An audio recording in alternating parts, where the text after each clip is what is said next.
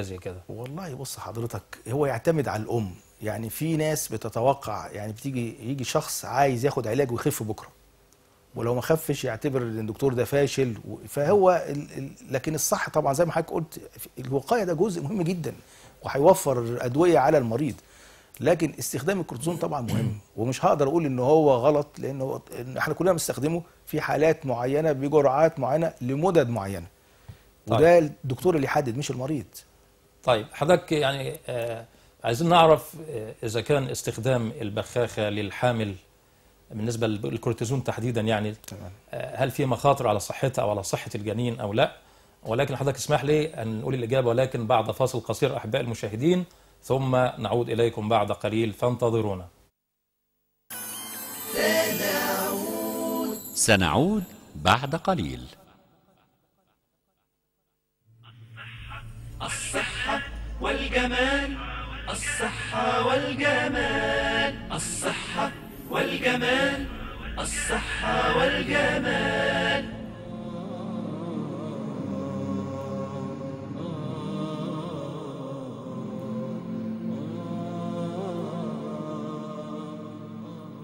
قناة الصحة والجمال، جمال الصحة وصحة الجمال.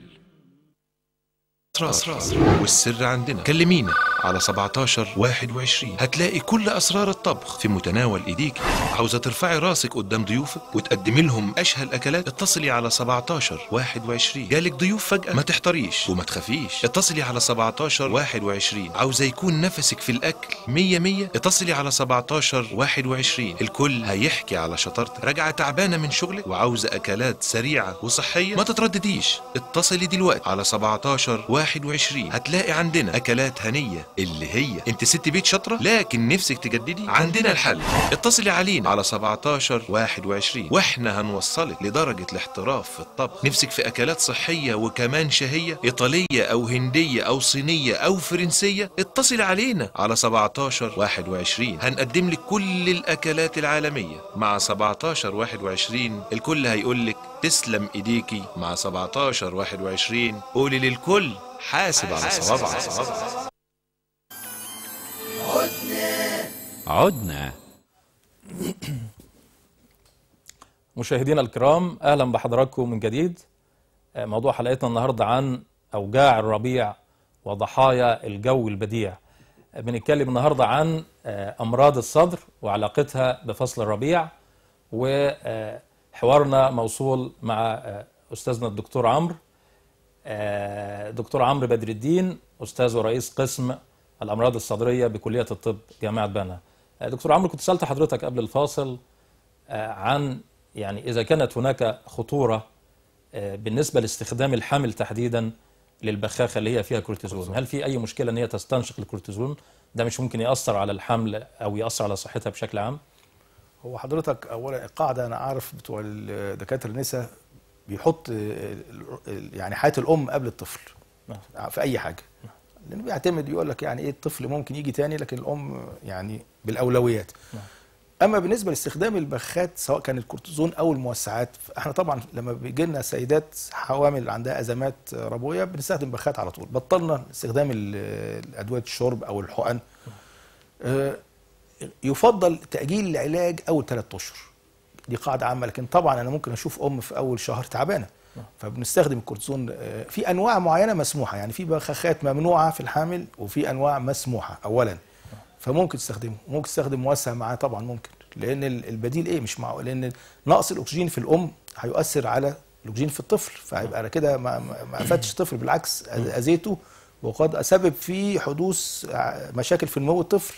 فلا ما فيش ضرر، بس بقول لحضرتك ده تحت اشراف طبي، لان الناس النهارده ممكن تنزل صيدليه تروح واخده هي الكورتيزون العلاج. لا، لازم دكتور النساء تحت اشراف طبي كامل طبعا، ويبعتها للدكتور صادر او يتصرف طبعا. طيب برضو يعني يمكن في اسباب كتير للشعور بضيق التنفس. يعني حضرتك مثلا انا او اي حد ممكن هو فجاه يحس ان هو مش عارف يجيب النفس، او حس ان فيه مشكله معينه، هو الحقيقه مش قادر يحدد اذا كان السبب ده عشان هو متضايق، دي حاله نفسيه معينه، ولا في مشكله في الشعيبات الهوائيه، ولا في نسبه التلوث عاليه جدا في الجو.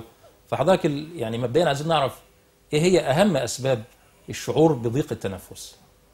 هي اسباب كثيره جدا. نعم. يعني بس انا مش عايزين نخض الناس. يعني في اسباب، انا يعني السبب النفسي ده اكتر سبب. لكن طبعا لما بيجي مريض للدكتور يقول انا عندي ضيق نفس، بنحطه في اخر الليسته على اساس ان ده مش محتاج علاج. يعني الحاجات اللي ممكن مثلا فقر دم يدي شعور بضيق النفس. ممكن مشاكل في الغده الدرقيه بالذات في الستات يكون من الاسباب. ممكن يكون مرض في القلب. يعني بس انا مش عايز برضو الناس تقلق، لان يعني انا زي ما قلت في حضرتك في الاول ان معظم الاسباب نفسيه، لكن القلب برضو يعتبر. طبعا امراض الصدر ممكن، سواء يعني من اول الحساسيه لازمات الربو للسده الشعبيه لحاجات تانية تؤدي الى هذا. ممكن عسر هضم، ممكن انتفاخ. يعني كتير جدا من الناس تاكل ويجي لها شعور بضيق نفس وتعبانه، ده من الاكل. يعني لو ظبط نفسه في الاكل هيلاقي نفسه استريح. في اسباب تانية بعيده شويه، يعني مش عايزين نقلق الناس، لكن يعني مثلا جلطه في الرجل مثلا، تعب في الكلى، دي كلها تؤدي الى هذا الاحساس. طيب لكن برضو دقه التشخيص، يعني يمكن مثلا احد المرضى كان اشتكى لي ان هو كان بيعاني من ضيق شديد او صعوبه في التنفس، فاما راح لكذا طبيب فكان بيقول له ان انت بتدلع، وان انت اكيد فيه مشاكل نفسيه او في خلافات مع حد، او انت زعلان على حد غالي عليك توفاه الله او حاجه زي كده.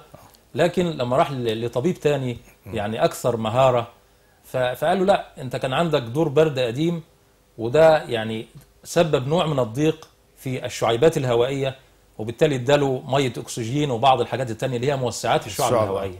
فحضرتك يعني عايز اعرف يعني ايه اللي ممكن يخلي الطبيب ان هو ينجح او يفشل في التشخيص؟ هو حضرتك لو جالي شخص بهذه الشكوى دي، ما هو في حاجه اسمها تاريخ طبي، بناخد منه تاريخ طبي. التاريخ الطبي ده هو قبل ما نجاوب معلش بنقطع حديثك، هناخد اخر اتصال تليفوني من الاخت ام مريم من سوهاج. ايوه ام مريم. لو سمحت يا دكتور، انا بقالي 3 سنين بيديني كرشه نفس، ورحت للدكاتره كتير وطلعوا لي كورتيزون ومضاد حيوي وكده. فاخيرا في دكتور راح مطلع لي في مصر، سافرت مصر مرتين 3، طلع لي جهاز بحيث لما اديني ازمه احط له امبول وما اعرفش ايه، وطلع لي بخاخه قرص. فالحاجات دي كانت بتجيب نتيجه معايا حلوه خالص. حاليا انا صحيت من الفجر دلوقتي عندي ازمه، مش قادره اخد نفسي، عملت البخاخه وعملت الجهاز ومش قادره اوصل للحمام. مش عارفه اعمل ايه. طيب في اسئله ثانيه؟ ايوه ام مريم. طيب شكرا لاتصالك يا ام مريم.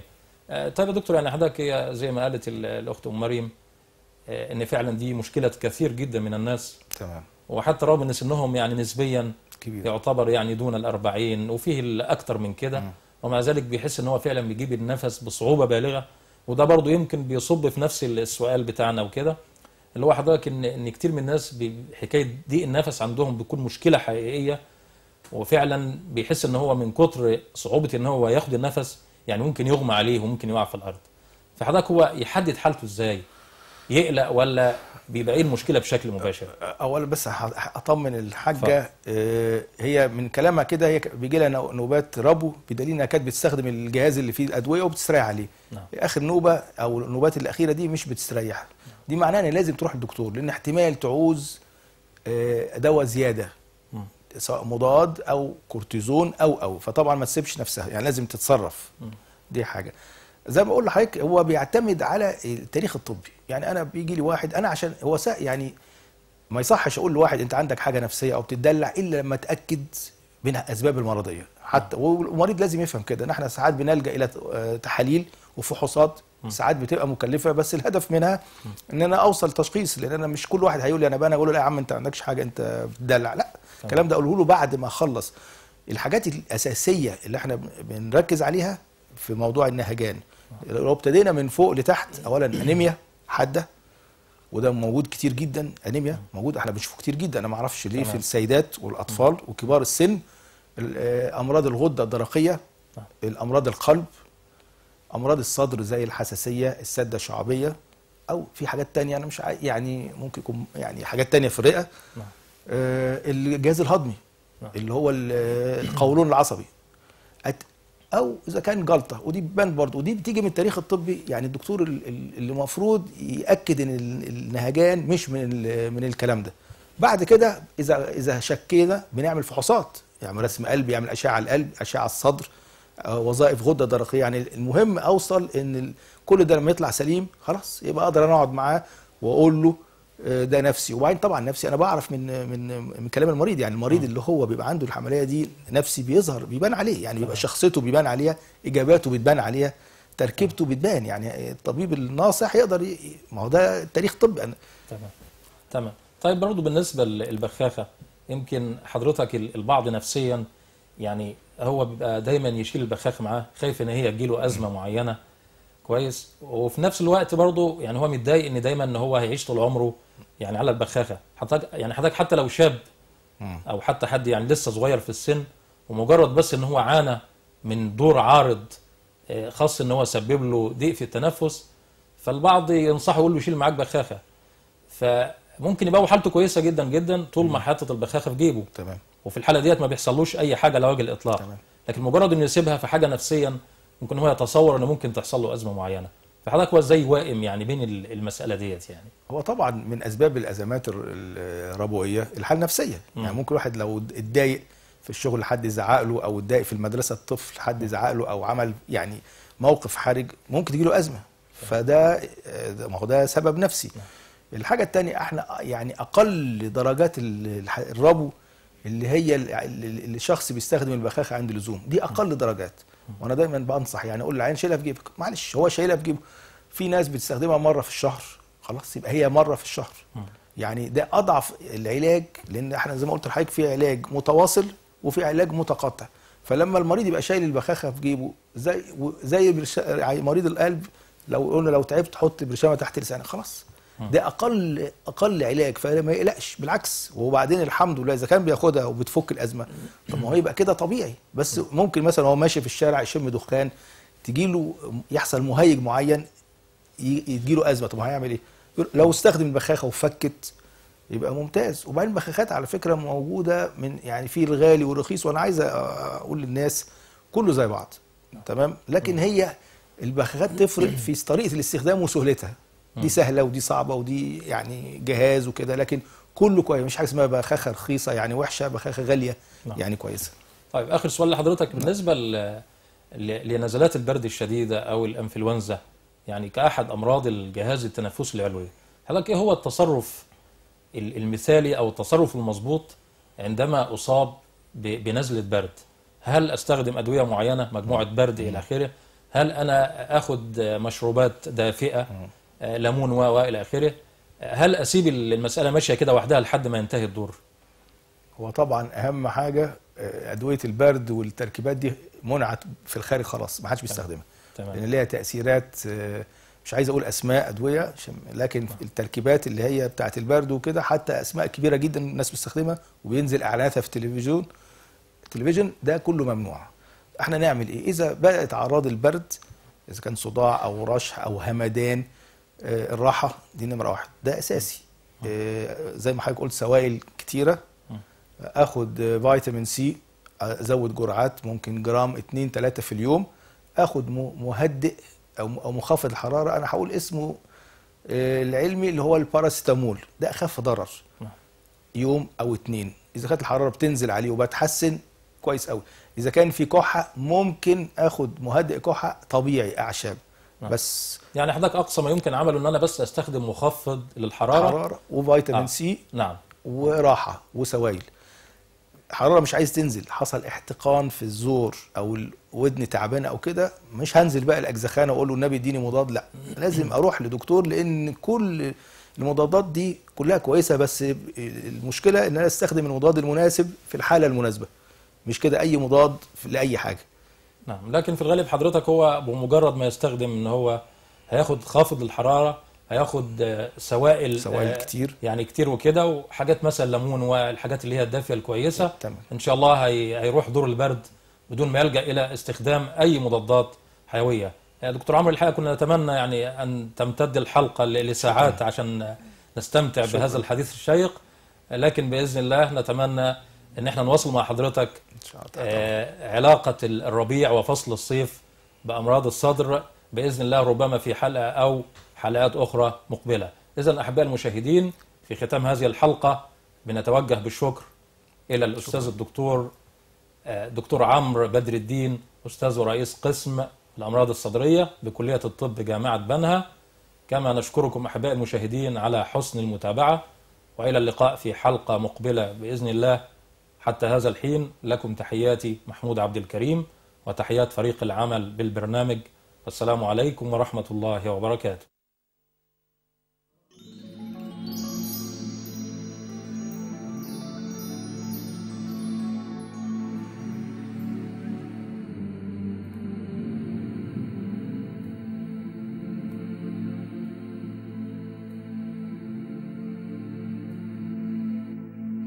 قناة الصحة والجمال، جمال الصحة وصحة الجمال.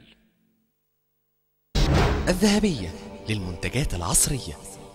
اتصل الآن 38 37 61 62. عرضنا النهاردة عبارة عن كراسي وترابيزات المطويات مصنوعة من أجود أنواع الخشب الروماني المجفف درجة أولى، مع عراقة التصنيع وجودة التشطيب. أول حاجة في عرضنا النهاردة ترابيزة سدايب، واللي ليها شكلين، البيضاوي والمربع، ودي سعرها 159 جنيه. كمان معانا الترابيزة الكونتر آخر شياكة، واللي منها شكلين، البيضاوي والمربع، واللي بتتميز بالجودة في الخامات والأناقة في التصميم، وكمان استخداماتها كتير، ودي سعرها 179 جنيه. وعلشان يكتمل الطقم جبنا الكرسي السيخ المصنوع من أجود أنواع الخشب الروماني المجفف، واللي بيتميز بسهولة الفتح والحمل وجمال الشكل، وده سعره 89 جنيه. أما الكرسي المخدع المريح جدا، واللي ممكن يكون في البلكونة أو في الجنينة أو في الصالون، وده سعره 99 جنيه فقط. ومفاجأة عرضنا النهاردة الكرسي المحمول، واللي ينفع في البلاج أو المطبخ، ده سعره 59 جنيه. يعني عرضنا النهاردة يتكون من ترابيزة سدايب 159 جنيه، والترابيزة الكونتر 179 جنيه، والكرسي السيخ 89 جنيه، وكرسي المخدع 99 جنيه، وأخيرا الكرسي المحمول 59 جنيه. وبكده يبقى اكتمل الطقم. أما المفاجأة، لما تشتري 4 كراسي سيخ أو مخدع، الكرسي المحمول هتحصل عليه هدية. أيوة، لما تشتري 2 ترابيزة سدايب أو كونتر هتحصل على الكرسي المحمول هدية. الكمية محدودة. اتصل الآن 38 37 61 62.